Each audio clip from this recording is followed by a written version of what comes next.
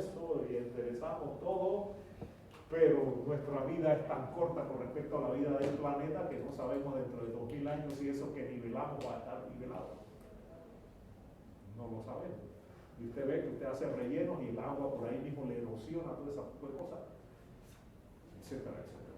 Entonces vamos a ver estas cosas para ver cómo podemos minimizar los efectos de la erosión, especialmente cuando el canal no está revestido. Bien, volvemos a Chessy.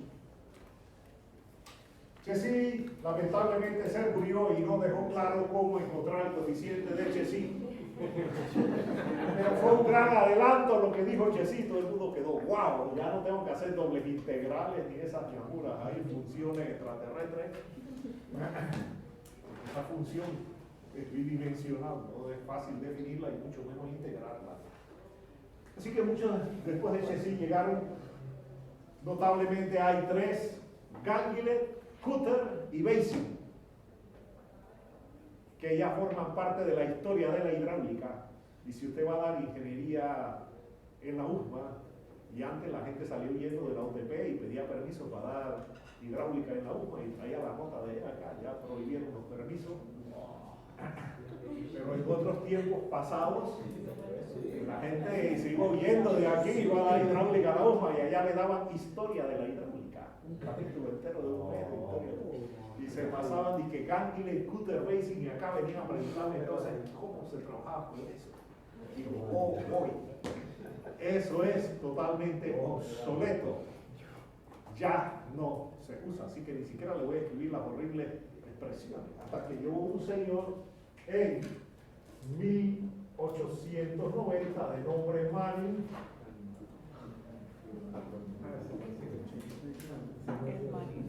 Y en aquellos tiempos no habían todas las hierbas aromáticas de ahora de derecho de autor. Así que Chessy no tenía a su representante legal ahí para exigir sus derechos. Así que, ¿qué hizo Manning? Manning en el sistema métrico, el sistema internacional, encontró que el coeficiente era 1 entre n por el radio hidráulico a la 1/6, y eso fue lo que hizo Manning. Y Manning lo sustituyó allí y quedó entonces que V es igual a 1 entre n por el radio hidráulico a la 2/3 por raíz de SF, y en la actualidad a eso se le conoce como ecuación de. Y ya Chessy desapareció en la historia. Pero en realidad yo le llamaría Chessy Manning, porque lo único que hizo Manning fue definir el coeficiente de Chessy. O sea, que hace Chessy, que había abierto cancha por delante bastante.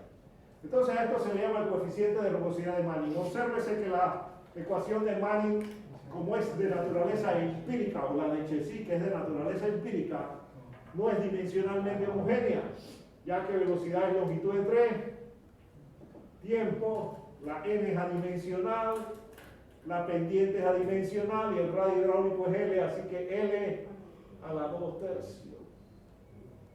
Así que este 1 de aquí no es 1. ¿Eso es qué cosa? L a la 1/3 entre T. Y por esa razón, en el sistema inglés, la ecuación de Manning es V igual a 1.486. En los tiempos antiguos de la regla de cálculo se usaba 1.49. Ahora se acostumbra usar 1.486 entre n por el radio hidráulico a la 2/3 por raíz de SF. Aquí la velocidad está en metros por segundo, el radio hidráulico está en metros, esto es adimensional y esto es dimensional. Y en esta, el radio hidráulico está en pies y la velocidad está en pies por segundo. Hay otras versiones de la ecuación de Manning, pero no nos interesan. Así que en términos generales se escribe como phi entre n por el radio hidráulico a la 2/3 por raíz de. Donde phi es igual a 1 en el sistema métrico o 1.486 en el sistema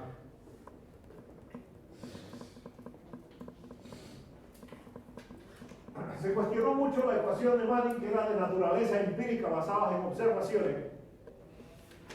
Y un señor de nombre Powell, en 1950, demostró quería demostrar que Manning estaba erróneo. Y se puso a estudiar Manning. Y lo único que encontró fue que Manning estaba bien. le dio para demostrar que Manning era incorrecto. Y como herencia nos queda que la ecuación de Manning solamente es válida para un flujo turbulento,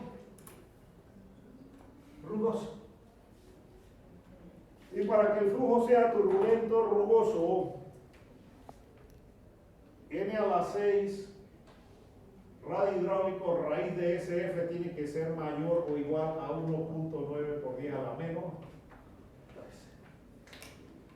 Así que nadie se toma la molestia de verificar que el flujo es turbulento, rugoso, y damos por hecho que la ecuación de Manning es válida. Y de hecho Powell demostró que en el 99% de los casos la ecuación de Manning era válido porque el flujo en el canal era un flujo turbulento, rugoso. A diferencia de tuberías, que el flujo puede ser laminar y el flujo turbulento puede ser liso, transición o rugoso. Se han producido condiciones de flujo laminar en canales, pero son condiciones muy controladas del laboratorio, donde si llega un mosquito dando vuelta por ahí lo altera, o cuando hay un derrame de aceite en una pista de un aeropuerto que tiene taludes bien mínimos y hay una llovizna ligera, el flujo drena sobre la pista cubierta de aceite como flujo laminar. Pero usted no quiere eso. ¿Por qué no quiere eso? Porque si hay aceite sobre la pista y tiene que aterrizar un avión, ¿qué ocurriría? ¿Ah? No van a funcionar los frenos. Los frenos no funcionarán y entonces terminará con esto.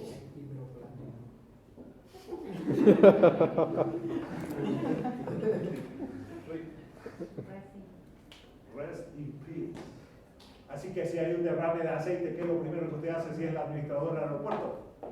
Cierra temporalmente la pista y le echa ahí unos químicos ahí especiales y todo lo demás y remueve el aceite. Remueve el aceite y no va a haber flujo laminar. Van a ser condiciones excepcionales y usted no quiere que esas condiciones excepcionales se conviertan en condiciones permanentes, sino qué lío. Bien. Entonces, para usar la fórmula de Manning necesitamos saber dos cosas. Uno, el coeficiente de rugosidad de Manning, y dos, los elementos hidráulicos de la sección. Así que vamos a recordar de hidráulica, elementos hidráulicos. Así que van a haber dos tablas de elementos hidráulicos. Una tabla de elementos hidráulicos arbitrarios o regulares y una tabla de elementos hidráulicos para secciones ópticas. La sección regular es arbitraria y usted puede tener un canal rectangular, puede tener un canal trapezoidal. La profundidad se mide ahí, o puede tener un canal triangular. En este curso poco vamos a ver canales triangulares, así que la mayoría de los canales o son rectangulares o son trapezoidales. La mayoría son trapezoidales. Pero de todas maneras, si usted pone esta aquí, vamos a ponerla. Bien, a esto de aquí se le llama el talud lateral. Y esto sería un talud vertical. En la literatura acostumbran usar una letra Z minúscula para el talud lateral. Y la nueva literatura está usando la letra M, así que muchos de los textos que tenemos y de las tablas que tenemos son antiguos. Así es que he encontrado que cuando se pone la Z minúscula lo confunden con un 7.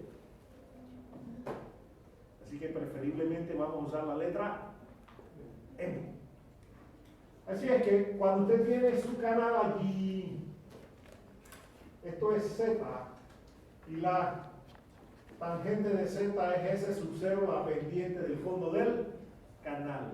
Y ese ángulo está medido con respecto a la horizontal. Entonces tenemos esto de aquí. Y a este ángulo le vamos a llamar phi. Así que la tangente de phi va a ser igual a m entre 1. Y si lo que usted tiene es esto, usted hace semejanza de triángulo porque esta es la manera tradicional de presentar la información horizontal y vertical. Y aquí hay problemas con semejanza de triángulo. Se hace que en el examen 2 algunos fallaron en los taludes que tenían que hacer semejanza de triángulo para encontrar la distancia horizontal y la distancia vertical. Así es que por semejanza de triángulo usted tiene que M es a 1 como H es a 1. Pero más adelante nosotros no vamos a usar este ángulo, porque este ángulo está medido con respecto a la vertical. Y vamos a usar este ángulo de aquí, que le vamos a llamar beta. Así que la tangente de beta es 1 entre m. El inverso del talud lateral es la tangente de beta. Y ambos ángulos van a estar medidos con respecto a la dirección horizontal. Entonces, ¿cuál es la diferencia entre una sección rectangular, trapezoidal y triangular? El talud lateral aquí vale 0 y aquí el ancho de la base vale 0. Entonces, sus elementos hidráulicos, ¿cuáles son? Aparte del talud lateral y del ancho, que cuando usted tiene una sección arbitraria, usted escoge estas cosas arbitrariamente. Y este talud lateral lo va a escoger, porque si yo trato de escarbar esto en arena, ¿qué pasa? ¿Qué pasa?